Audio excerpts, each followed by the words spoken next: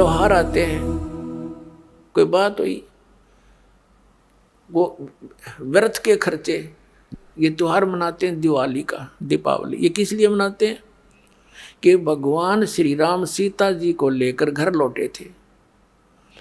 और फिर चलो पहले तो देसी घी के दीप जलाए जाते थे, हवन हो जाता था, वो भी बढ़िया बात थी, लेकिन एक दिन हवन कर देने से बात नहीं बनती। अपना रोज लगावे घी की दीप है, रोज हवन करे वो। और जब सीता जी को घर से निकाला, फिर भी मनाओ तुम उसने, फिर भी दिवाली मना रहे हो। सीता तो घर से निकाल दी गई थी जिसके आने की खुशी में, और वो दीप जलाए गए थे, और फिर वह निकाल दी करते। वो तो दुखी हुई, वहाँ जंगल में टाइम पास करा बेचारी ने सह परिवार। और श्री राम घर पे, परिवार उसका जंगल में, चाहे राजा के कुछ भी बना रहो, एक छोटे से नगर का राजा, अयोध्या का राजा था, चाहे राष्ट्रपति बने जाए पूरी पृथ्वी का, जिसका परिवार कहीं रहा कहीं वो जीव सुखी हो सकता है, और फिर भी दिवाली मनावें और दीप जलावें। तो इस तरह की जो क्रियाएं हैं ये परंपरा है, सूझबूझ का कार्य नहीं है।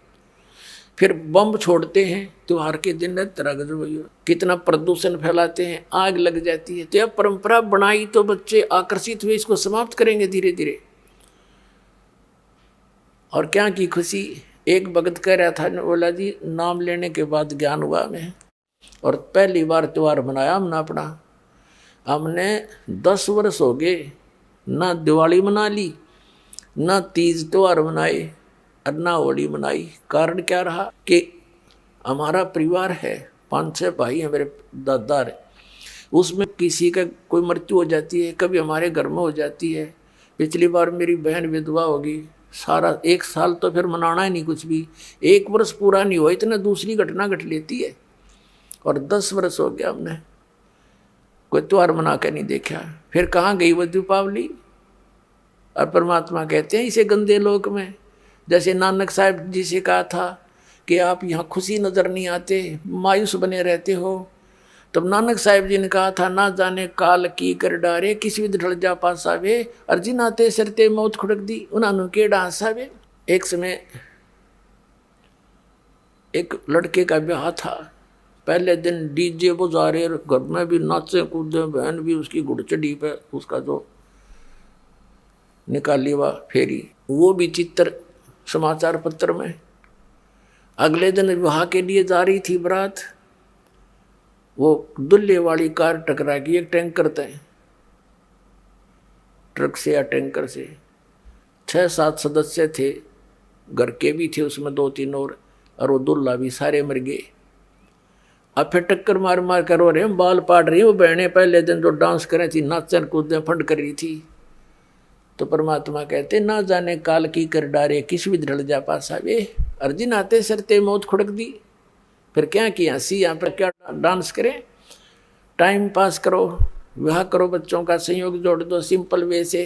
ब्याह तो 2 बालका का होना है, बाकी तो फंड हो, कितने इकट्ठे कर लो चाहे ना कर लो। तो इस प्रकार हमने इस प्रत्येक परंपरा को रिड्यूस करना है। कहते हैं जगत का पेखना पेख्या, धनी का नाम ना लेखा।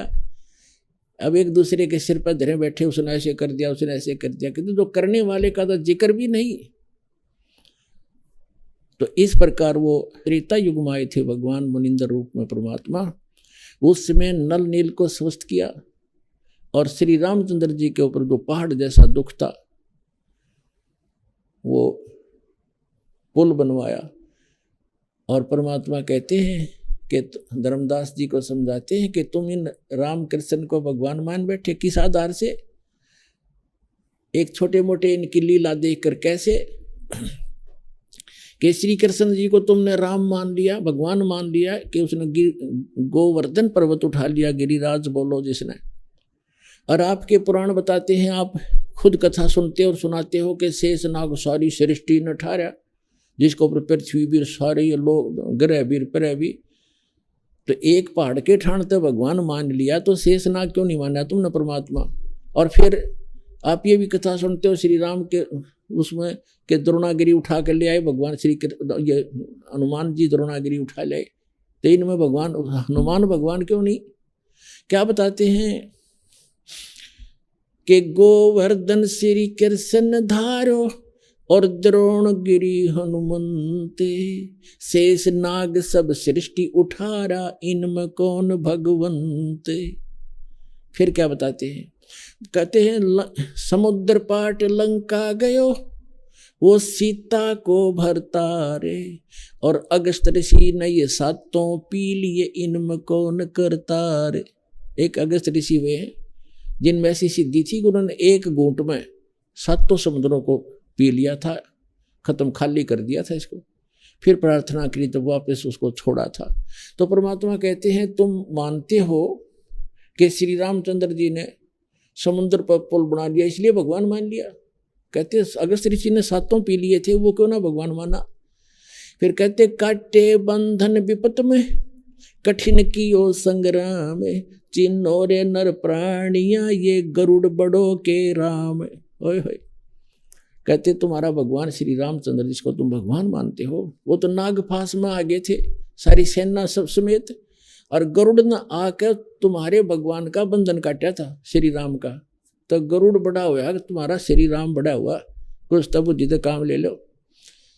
भजन करो उस रब को जो दाता है कुल सबका, भजन करो उस रब को जो दाता है कुल सबका। वो है कबीर इज गॉड, धानक रूप रहा करतार, अनंत कोट ब्रह्मांड का, एक रति नहीं भार, और सतगुरु पुरुष कबीर है ये कुल के सरदनार। हम सुल्तानी नानक तारे दादू को उपदेश दिया, जात जुलाहा भेद नहीं पाया, वो काशी माए कबीर हो। बोलो सतगुरुदेव।